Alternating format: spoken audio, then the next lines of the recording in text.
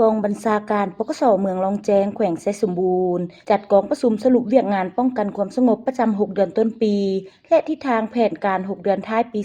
2025ในตอนเช้าของวันที่27สิงหาคม2025ที่ผ่านมาที่สโมสรของตนภายใต้การเป็นประธานของท่านพันโทวิศวรรณจันทวงศ์หัวหน้ากองบัญชาการปกสเมืองลองแจ้งเป็นเกียรติเข้าร่วมของท่านบุญผ่องคำมณีวงศ์เจ้าเมืองลองแจ้งมีท่านพันโทฟองสมัยซ่อแสงทองรองกองบัญชาการปกสแขวงไชยสมบูรณ์เข้าร่วมมีแขกถึกเชิญคณะกองบัญชาการปกสเมืองบรรดาหัวหน้ารองหัวหน้าแผนกปกสกลุ่มบ้านตลอดฮอดนายและพลตำรวจภายในปกสเมืองลองแจ้งเข้าร่วมในกองประชุมท่านพันโทคำย่างณวงศ์ไซรองหัวหน้ากองบัญชาการปกสเมืองขึ้นผ่านบทสรุปเวียกงานป้องกันความสงบประจำ6เดือนต้นปีและทิศทางแผนการ6เดือนท้ายปี2025ซึ่งตลอดระยะผ่านมา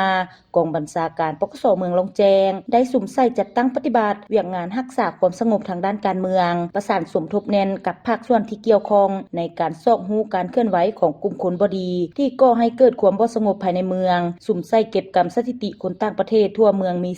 439คนหญิง8คนในนี้เข้ามาแบบบ่ถูกต้อง26คนหญิง4คนมีคนลาวแต่งดองกับคนต่างประเทศแบบบ่ถูกต้องจำนวน4คู่เก็บสถิติเฮือนพักและบรรดาห้างร้านต่างๆทั่วเมืองมีทั้งหมด55ห้างมีบริษัทที่มาลงทุนอยู่ภายในเมืองทั้งหมด20บริษัทเวียกงานปกปักรักษาความเป็นระเบียบเรียบร้อยทางด้านสังคมสุ่มใส่สกัดกั้นแก้ไขปรากฏการณ์ย่อท้อที่เกิดขึ้นในสังคมซอกฮู้กำแน่นบรรดาเป้าหมายเคลื่อนไหวกระทำความผิดทางอาญาโดยเฉพาะแม่นสุ่มใส่จัดตั้งปฏิบัติวาระแห่งชาติว่าด้วยการแก้ไขปัญหายาเสพติดในระยะ6เดือนผ่านมามีคดีเกิดขึ้นทั้งหมด4เรื่องแก้ไขได้4เรื่องกักตัวผู้ต้องหาได้11คนรวมมูลค่าเสียหาย250ล้านกีบมีอุบัติเหตุเกิดขึ้น6รายพาหนะเป้เพ5คันมีผู้ได้รับบาดเจ็บ3คนเสียชีวิต2คนรวมมูลค่าเสียหาย400ล้านกีบเอาใจใส่ศึกษาอบรมคุ้มครองผู้ถูกหาผู้ถูกดัดสร้างกวดกาเข้มงวดในการพบญาติสุกยูผู้ถูกหาผู้ถูกดัดสร้างออกแห่งงานทำการผลิตปลูกฝังเลี้ยงสัตว์และฝึกวิชาชีพจำนวน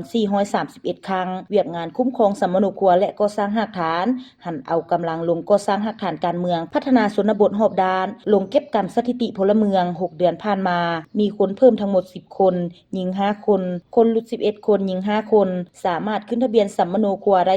2,030 ครอบครัวยังบ่ทันขึ้นทะเบียนสัมมโนครัว67ครอบครัวพิมพ์ปึ้มสัมมโนครัวไม่ได้9หัวเก็บกำอาวุธศึกอาวุธลานเงือได้ทั้งหมด49กระบอกเหล่าปืน10เหล่าลูกปืน M16 จำนวน30ลูกมอสอดปลา1เครื่องเวียกงานรับประกันพลาธิการเอาใจใส่ติดตามกวดกาคุ้มครองรายรับรายจ่ายงบประมาณที่คันถึงสนองให้ถูกต้องตามระเบียบหลักการอย่างเข้มงวดกวดกาทรัพย์สินพาหนะหับไซอาวุธยุทโธของกองบัญชาการเป็นปกติจัดตั้งปฏิบัติเวียกงานเสนาธิการให้เข้าสู่ระบบ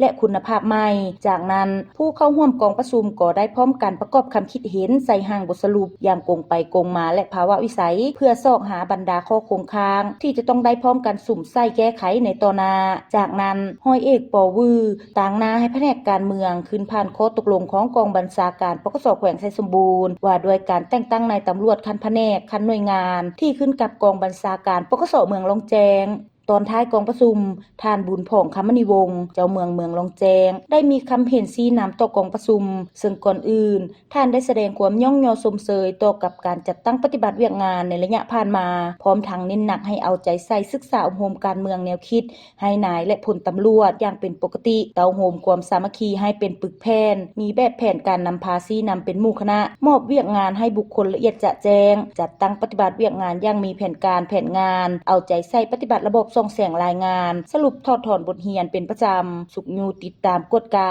องค์การจัดตั้งมหาชนเคลื่อนไหวเวียกงาน 3D4 บุกและเป็นกำลังแหงให้แก่คณะพรรคคณะบัญชามีความเติบใหญ่เข้มแข็งสุมใส่ตาและสกัดกั้นบรรดานอแหน่งก่อความบ่สงบทางด้านการเมืองและแก้ไขปัญหายาเสพติดให้ได้อย่างขาดตัวเอาใจใส่ป้องกันเวรยามตลอด24ชั่วโมงเพื่อรับประกันให้กองประชุมใหญ่ครั้งที่2ขององค์คณะพรรคแขวงไชยสมบูรณ์ที่จะไขขึ้นในมม.นี้มีความสงบปลอดภัยห้อยส่วนห้อย